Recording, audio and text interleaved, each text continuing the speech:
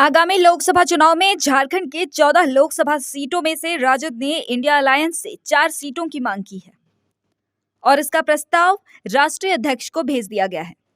इस बात की जानकारी राजद प्रदेश अध्यक्ष संजय सिंह यादव ने दी।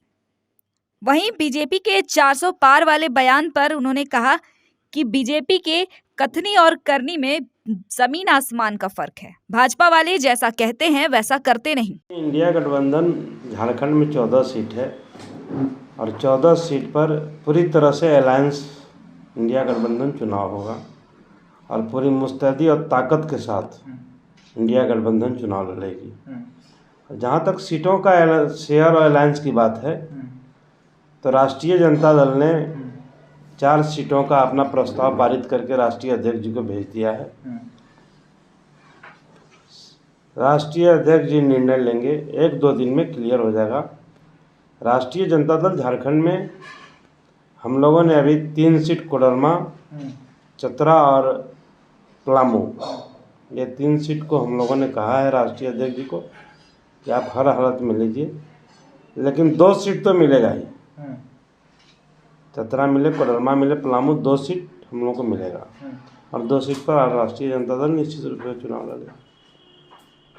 तैयारी देखिए बीजेपी क्या कहती है और बीजेपी के क्या करना, उनके कहने से तो 400 सीट मिल नहीं जाएगा। देश की जनता को वोट करना है और बीजेपी के खिलाफ में जो अभी आ रहे हैं मामले सुप्रीम कोर्ट के द्वारा, अभी जो ब्रांड अथवा पेपर जो हुआ है कि भारत का सबसे बड़ा, जो राहुल जी कहते चल रहे थे कि चौकीदार चोर है, तो आज सुप्रीम कोर्ट ने तो प्रूफ कर दिया। भाजपा क्या कहती है क्या करती है, उसके कथनी और करनी में दो फर्क है। भाजपा ने 2014 में देश की जनता के सामने कहा कि हम काले धन को लाएंगे और हर खाते में 15 लाख हम देंगे। एक भी वादा पूरा नहीं किया। झारखंड की मैं बात कर रहा हूँ, छोड़ दीजिए देश की। प्रधानमंत्री ने 2 बार मंडल डैम का जाकर के शिलान्यास किया। हमारे यहाँ पलामू में एकमात्र सीमेंट फैक्ट्री थी, जपला सीमेंट फैक्ट्री। वहाँ गृह मंत्री उस समय तत्कालीन थे आपका राजनाथ सिंह जी। अमित शाह जी ने कहा कि हमारी केंद्र में सरकार बनेगी, राज्य में सरकार बनेगी, हम जपला सीमेंट फैक्ट्री को खोलेंगे, हम मंडल डैम को बनाएंगे, हम डाल्टनगंज जो आपका सिरघाटी से जो रेलवे लाइन आ रही थी हम उसको बनाएंगे, प्रायोरिटी है हमारा। एक भी योजना के लोगों ने पूरा नहीं किया। प्रधानमंत्री ने घोषणा किया डाल्टनगंज में कि हम मंडल डैम को चालू करेंगे।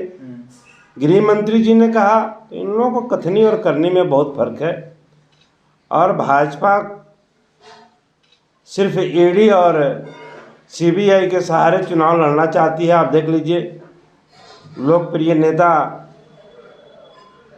आपको हेमंत सोरेन जी को किस तरह से चुनाव को प्रभावित करने के लिए इंडिया गठबंधन को जेल में डाला। तो जनता सब समझ रही है और जनता देख भी रही है और मामला सामने आ भी रहे हैं। इसलिए भाजपा को निश्चित रूप से झारखंड में जो भाजपा का सोच है वह पूरा नहीं होने जा रहा। चलिए माननीय अध्यक्ष जी, जो आपको कहे हैं सच बात सब ही है। और आज जो है पलामू लोकसभा ही नहीं बल्कि पूरे देश, झारखंड नहीं पूरे देश में आज 2 धारा के बीच का चुनाव हो रहा है।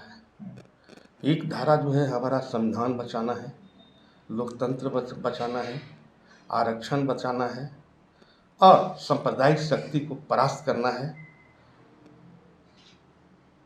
और जो देश के तमाम वो गरीब गुरबे है, चाहे अनुसूचित जाति हो, अनुसूचित जनजाति हो, एसटी हो, ओबीसी हो, माइनॉरिटी हो, देश का प्रगतिशील हो, समाज सेवी हो, देशभक्ति हो, जो समाज का जो परिकल्पना, चूँकि आज का जो संविधान जो है, बाबा साहब का संविधान जो है हमारा ये शोषण मुक्त के बुनियाद पर है। जब एक समय का संविधान था जो शोषण के आधार पर था, जिस समय अंग्रेज का संविधान था शोषण के बुनियाद पर था। आज जो हमारा शोषण मुक्त जो भारत का जो संविधान है बाबा साहब का, इसको बचाने का पूरे देश की जनता जो है सारे जनता एकत्रित हो चुकी है। और यह सारा बेचैनी का ही पाठ है नरेंद्र मोदी जी का, जो तरह तरह के चीज़ें जो बोल करके लोगों को फिर से बलगलाना चाहते हैं। जो माननीय अध्यक्ष जी जो बोले हैं कि जितना भी जो वादा किया है, आपको बहुत अच्छी तरह से पता होगा। जब नरेंद्र मोदी जो झारखंड के धरती पर आए थे तो एक बात बोले थे कि झारखंड के धरती में गर्भ में सोना है, चांदी है, अबरक है, कोयला है, सारा चीज से भंडार है, लेकिन फिर भी झारखंड गरीब है।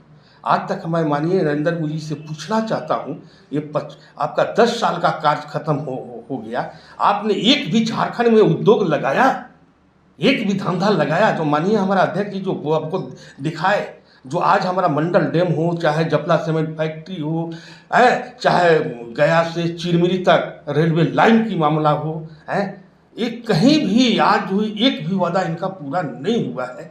तो यह जो आने वाला जो सभी जो लोक संग्राम सभा का महासंग्राम का पर्व आज से ही शुरू होने वाला है, और यह लोक संग्राम महापर्व में सांप्रदायिक शक्ति का, फाशीवादी का, संविधान विरोधियों का परास्त होना है।